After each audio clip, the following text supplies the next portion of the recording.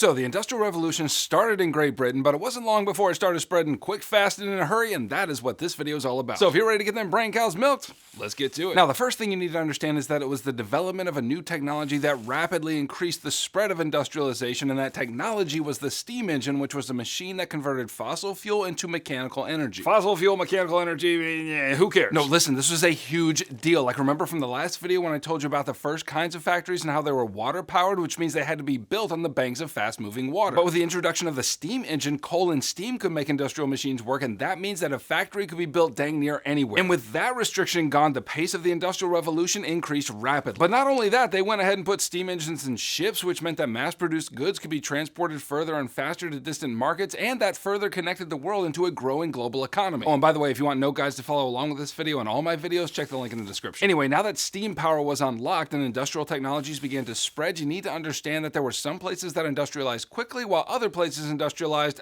real slow. And as a budding historian, your first question is, obviously, what explains the difference in adoption? I got you, boo. So in the last video, we talked about all the 7 factors that existed in Great Britain that enabled them to be the first movers and shakers at the industrial party, things like waterways and lots of coal and favorable government policies. So as industrialization spread, what explains the difference between quick adopters and slow adopters was the degree to which each place also had those factors. Those that had many or all of them industrialized quickly, and those that had few or none of them, they didn't. So many places in Eastern and Southern Europe, for example, lacked abundant coal deposits and were landlocked without easy access to waterways, or else they were hindered by historically powerful groups like the nobility who didn't want their power challenged by this new economic arrangement. So the point is, in the 18th and 19th century, the world was becoming divided into industrialized nations and non-industrialized nations. And it was the industrialized nations like Great Britain and then France and the United States that began to claim a growing portion of the world's global manufacturing output and economic wealth. But on the other side of the spectrum, countries in the Middle East and Asia who had previously been manufacturing powerhouses of the world started to see their share of production for the world decline. For example, we could consider the decline of textile production in India and Egypt. Both had long been renowned for the quality of their textile production, but with the rise of mass-produced textiles in Britain, which were far cheaper, Indian and Egyptian market share declined. Or another example would be the decline of shipbuilding in India and Southeast Asia. Now, both regions had actually experienced an increase in shipbuilding prior to the Industrial Revolution, but with Britain's colonial takeover of the region, the shipbuilding sector was largely commandeered and controlled by Britain, who forced manufacturers to build ships for the Royal Navy. In other words, on a global scale, industrial countries made and sold lots of stuff, but non-industrial countries,